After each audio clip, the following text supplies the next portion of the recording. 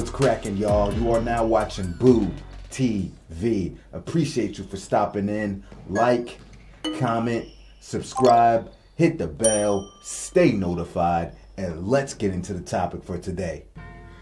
Diving back into our list, my list of the top 10 role players in NBA history, we now land at number 2, Derek Fisher.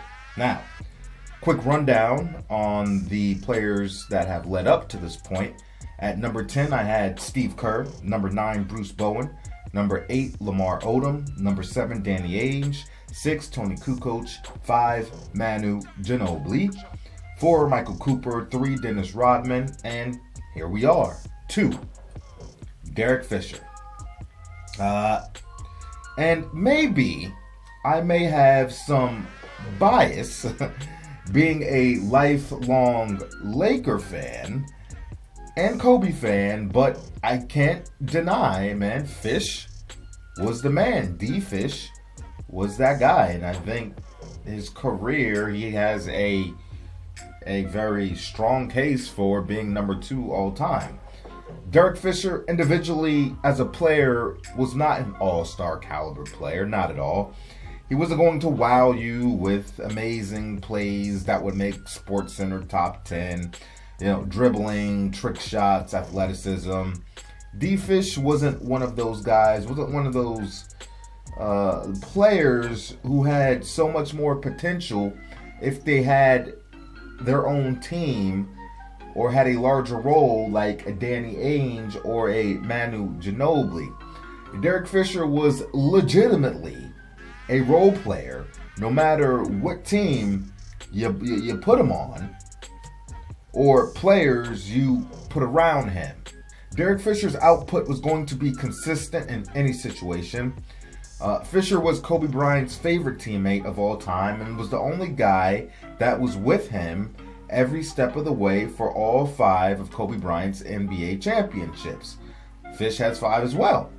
And they had a real brotherly relationship, being that they came into the NBA together in the same draft. So they really did have a very special bond.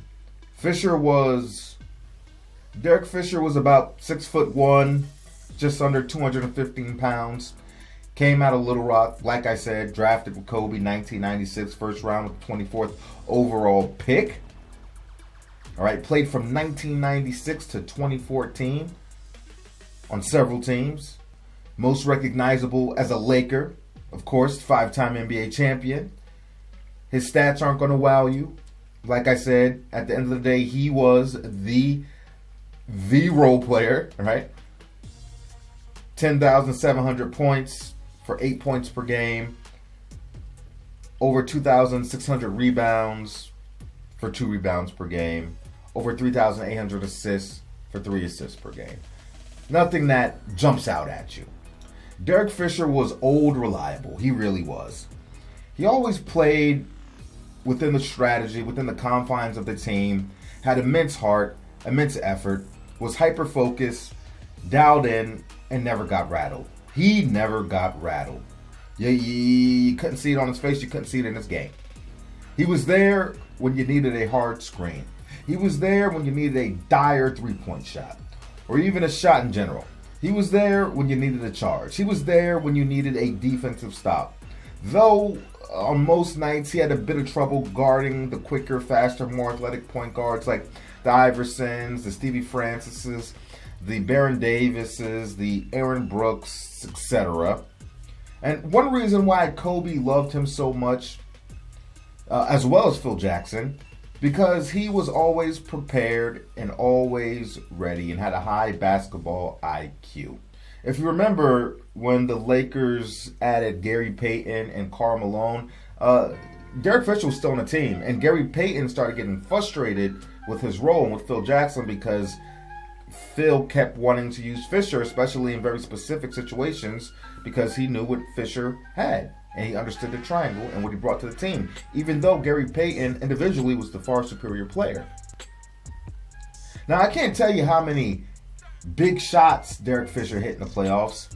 A lot of people really only recall the infamous game winner, which Derek Fisher hit with 0.4 seconds left to stun the Spurs and take a 3-2 series lead. The shot was absolutely incredible. I think it was like an 18-footer or something like that. Absolutely incredible. But Derek Fisher had so many more moments, and even many that I probably have forgot just because there were so many of them. Like the huge 3 against Orlando Magic in the 2009 finals. His arsenal of timely plays and shots in the 2010 finals versus Boston in the Garden, which helped the Lakers regain home court advantage. A game that was so emotional for him that it brought him to tears after it was all over. Like I said, Derek Fisher wasn't a guy who was going to create for himself or put the ball on the floor so much.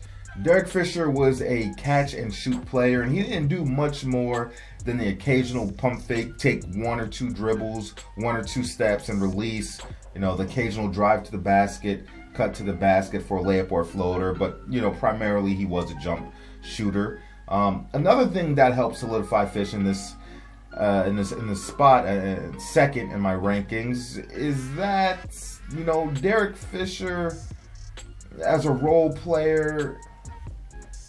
Another reason that helped solidify Fish in this spot is that as a role player, he was very important and a fundamental piece to the other franchises he was with as well, not just the Lakers, especially the Utah Jazz and the Oklahoma City Thunder. Now, Derek Fisher did have a stint with the Golden State Warriors immediately after the Lakers breakup in 2004, but the Warriors were not very good.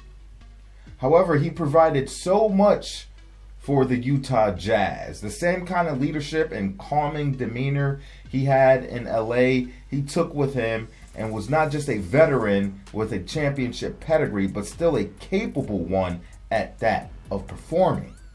I remember a playoff game when he was with the Jazz. I think it was the second round versus his old team, the Golden State Warriors. And Derek Fisher showed up to the game in the second half because of a family emergency or something with his daughter. No warm-up or anything, just got to the arena and suited up. And I think either Darren Williams was hurt or Darren Williams was in foul trouble. And AK-47, if you don't know who that is, Andre Karolinko, was running a lot of the point guard, which he was capable of, not pure, but it also took AK-47 out of his position. And Fish came in, and he came in huge, made big plays, helps in the game into overtime, and like D. Fish, time after time, hit the clutch bucket to help win the game. After his run with the Utah Jazz, Derek Fisher came back to the Los Angeles Lakers. And one reason he came back to the Lakers in the 07-08 season was because of the medical issues with his daughter, and Los Angeles had the care that she needed. And I believe, if I'm not mistaken, she had a rare form of eye cancer or something along those lines. Don't quote me on that. And with the arrival of D-Fish back to LA, back to the team, with the emergence of Andrew Bynum and the trade for Pau Gasol, the Lakers stormed back to championship glory eventually. Went to 3 straight finals appearances and 2 championships in that run. Fisher had a huge part to play in all of that. A difference maker for the team immediately. Earlier, I alluded to the game in Boston, the game 3 in the finals after Lakers lost home court. And I honestly remember it like it was yesterday. I really do. The game was close. And Fish scored 11 points in the 4th quarter. Timely, huge buckets to help regain home court advantage. And like I said earlier, the man was just so emotional after the game, just reflecting on everything with family and basketball and being back in LA. It was a special moment, and I think a moment that many have forgot about. Jeff Van Gundy called the shots you made in the 4th quarter will shots. What would you call them? Sorry.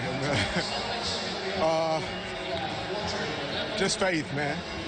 I'm sorry I'm getting emotional, but, we work hard in this game, and sometimes things don't go your way, but you just got to keep working hard, keep believing in yourself and in your team, and this is just a great win for our organization, and we're not done yet. We got a big game on Thursday night. Big win, but why so emotional?